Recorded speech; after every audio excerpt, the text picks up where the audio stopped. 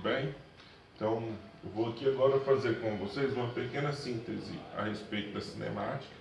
Já foi indicado alguns links aí para que vocês acompanhassem algumas videoaulas, mas essa é a resolução das listas de atividades. Algumas lá referente aos conceitos iniciais, velocidade e o movimento uniforme. Então, eu vou trabalhar isso rapidinho aqui com vocês para, na sequência, estarmos fazendo a correção pelo menos das últimas listas aí, e dando sequência no conteúdo. Então, nós vamos trabalhar a cinemática, ela trabalha o movimento. Primeiramente, nós temos então que entender o que é movimento e repouso. Nós costumamos dizer que um corpo está em movimento ou em repouso em relação a um dado outro corpo, se a distância entre eles aumenta ou diminui, nós dizemos que ele está em movimento. Se essa distância entre esses dois pontos, esses dois corpos, não se altera, nós dizemos que ele está em repouso. Mas não tem como definir movimento em repouso se antes nós não definirmos um referencial. Por exemplo, o quadro, ele está em repouso ou em movimento? Depende. Se for considerado em relação ao topo ou ao teto, ele está em repouso. Mas se eu tirar o referencial para fora da Terra, por exemplo, se for um espaçonário fora da Terra, a Terra está em dois tipos de movimento. Um de rotação em torno do seu eixo e um de translação em torno do Sol. Então alguém que observar esse quadro, ou um pontinho de luz que representasse esse quadro fora da Terra, ia ver ele em movimento junto com a Terra. Não tem como então definir se o corpo está em repouso ou em movimento se antes nós não tivermos um referencial adotado. Segunda coisa que nós vamos falar sobre corpo extenso e ponto material. Na física, muitas das vezes, nós vamos ler os exercícios falando assim: considere um ponto material que se desloca com velocidade e tal. O que quer dizer isso? Ponto material é todo aquele corpo cujas dimensões dele não vão interferir no resultado. Então, comprimento, largura, as dimensões dele não afetam diretamente o nosso resultado. Já o corpo extenso é aquele cujas dimensões vão interferir no resultado. Um mesmo corpo pode ser, em uma situação considerada ponto material e em outra corpo extenso. Exemplo, um caminhão. Um caminhão, se eu pedir para você estimar a distância que ele vai, por exemplo, percorrer de Anápolis a Goiânia, a maioria vai falar que é 50 km, 55 km, 60 km. Observe que para dar essa dimensão de distância percorrida por ele, eu não fui com a trena, medi o comprimento do caminhão e somei isso à distância que eu forneci. Já se esse mesmo caminhão ele for atravessar uma ponte, vamos considerar um caminhão aqui com 15 metros de extensão e tem uma ponte com 20 metros de extensão. Se eu te perguntar qual a distância total que esse caminhão percorre do início ao fim da travessia dessa ponte, qual seria o resultado? Alguns diriam que é 20, alguns diriam que é 15. O resultado é 35. Por quê? Para atravessar completamente a ponte, você tem que considerar o momento em que ele começa a adentrar a ponte e ele só finaliza a travessia quando o para-choque traseiro dele sai completamente da ponte. Então, se nós analisarmos um ponto específico, seria o para-choque dianteiro dele, qual foi a distância percorrida por esse para-choque? Observe que ele vai percorrer os 20 metros da ponte, mais os 15 metros do caminhão, ou seja, a distância total que ele percorreu do início ao fim da travessia, 35 metros. Então, nessa situação, ele é um corpo extenso, porque as dimensões dele interferem no resultado final. Tranquilo? Outro conceito que nós temos que entender é a trajetória. O que seria a trajetória? É o trajeto, é a junção das posições que o corpo ocupou no decorrer do tempo. Então, eu costumo brincar com isso aqui, eu falar na lesma. Por quê? Se passou uma lesma pelo chão aqui ontem, hoje eu sei que ela passou. Porque ela deixa um rastro por onde ela passou. Aquele rastro por onde ela passou é a trajetória ou trajeto por onde ela se moveu. Então, em cima dessa trajetória, nós vamos demarcar as posições desse corpo. Então, a gente toma um ponto de referência, geralmente é o marco zero, onde é a origem. À direita costuma-se trabalhar com valores positivos para a posição, e à esquerda desse marco zero, valores negativos para a posição. Então, nós vamos trabalhar ainda com os conceitos de deslocamento e distância percorrida. O que seria o deslocamento? É a distância entre a posição final e a posição inicial. Já a distância percorrida é todo o trajeto por onde aquele corpo passou. Por exemplo, nós poderíamos ter um trajeto assim, ó, onde aqui ele vai percorrer 70 metros, depois 40 metros e por fim ele volta mais 40 metros. Então a distância total que ele percorreu foi indo de A para B, C e D. A distância total percorrida por ele foi 70 mais 40 mais 40. No total dá 150 metros. Essa aí seria a distância total por ele percorrida. O que seria o nosso deslocamento? O deslocamento vai coincidir com a distância entre o ponto final e o ponto inicial. Então, nessa situação aqui, observe que o deslocamento ele é diferente da distância percorrida. Nosso deslocamento aqui, então, vai ser, ó, se eu for analisar, se eu falei que aqui tem 40 e aqui tem 70, então aqui tem 30 metros. Concorda que é a diferença? 70 menos 40, 30.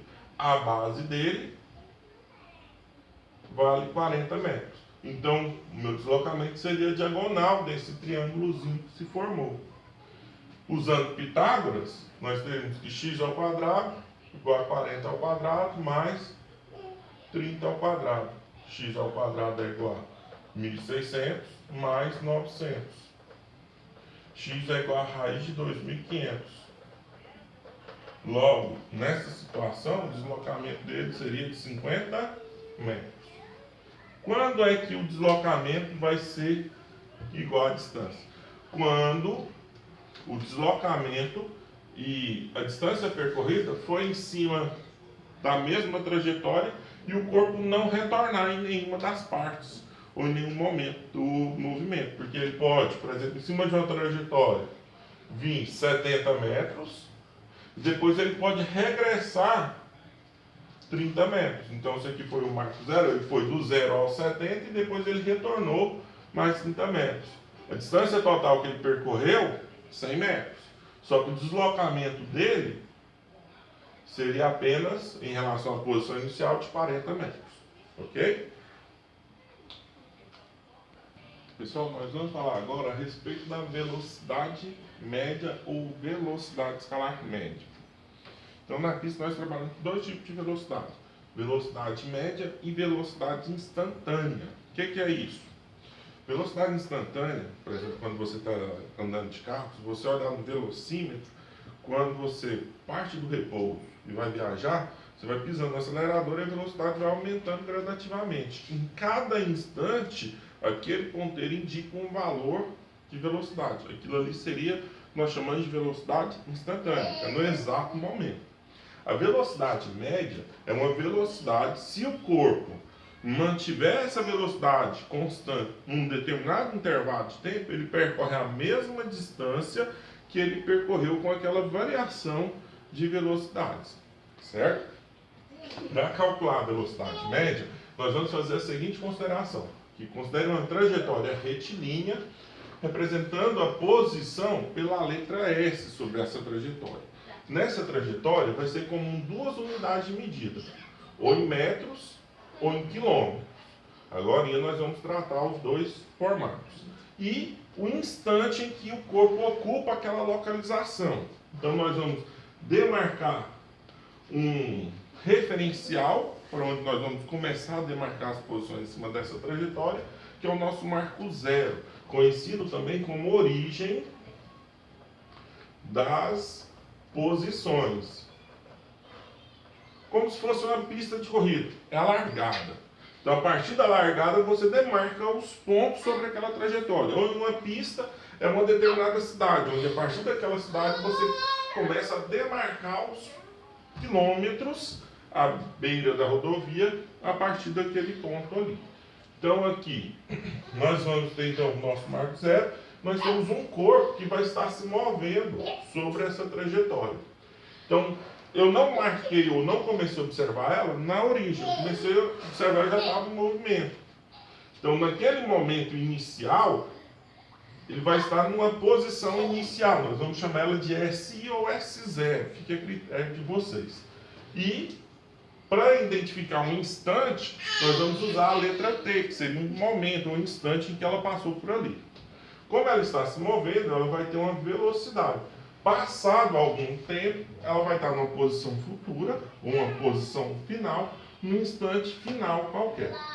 Para calcular a velocidade média, nós vamos pegar a distância que ela percorreu e dividir por esse intervalo de tempo. Então, a distância percorrida por ela seria justamente a distância entre essas duas posições. Nós vamos trabalhar com a variação dessa posição. Na física, para representar a variação, nós usamos uma letra grega denominada de delta. Então, delta S, que representa a variação da posição dela. Para calcular essa variação de posição, você pega a posição final menos a posição inicial. Da mesma forma, houve um intervalo de tempo, uma variação de tempo para essa partícula. Então, ela tem uma velocidade média. Para calcular esse intervalo de tempo, do mesmo jeito, nós vamos pegar o ΔT, que vai ser o instante final, menos o instante inicial. Para calcular a velocidade média de um corpo, você pega então a variação do espaço, que é o ΔS, sobre o ΔT, que é o intervalo de tempo. Ou, reescrevendo, velocidade média pode ser expresso como sendo a posição final menos a posição inicial, dividido pelo instante final menos o instante inicial. Certo? Que essa expressão e essa é a mesma coisa, só abrir os dois deltas. Certinho? Um pouquinho. Então, vamos fechar uma legendinha aqui em cima dessas funções. VM vai representar a velocidade média. No SI, a unidade de velocidade é o metro por segundo. ΔS vai representar a distância percorrida. No SI, a unidade é em metros. E o ΔT, o intervalo de tempo, no SI, vai ser dado em segundos. Só que nós vamos trabalhar muito também com outra unidade, que é a usual. Na usual, a velocidade é trabalhada em quilômetro por hora, que é comum encontrarmos aí nas placas. A distância em quilômetro e o tempo vai ter que ser dado em horas. Para tanto, então nós vamos ter que converter. Para converter de quilômetro por hora para metro por segundo, eu já vou passar direto, depois eu faço a apresentação de como chega nesse macete. Nós temos um macetezinho que é o fator de conversão. Para converter de quilômetro por hora para metro por segundo, basta dividir por 3,6. De metro por segundo para quilômetro por hora, multiplica-se por 3,6. Seria o equivalente pegar 1 quilômetro por uma hora, converter para metros por segundo. 1 quilômetro são 1000 metros, uma hora 3.600 segundos. Então, simplificando, pode cortar esses dois zeros, fica 10 sobre 36. Ou 1 dividido por 3,6. Então, para converter 1 km por hora para metro por segundo, você pega 1 e divide por 3,6. Já para voltar de metro por segundo para quilômetro por hora, você multiplica por 3,6. Fechou?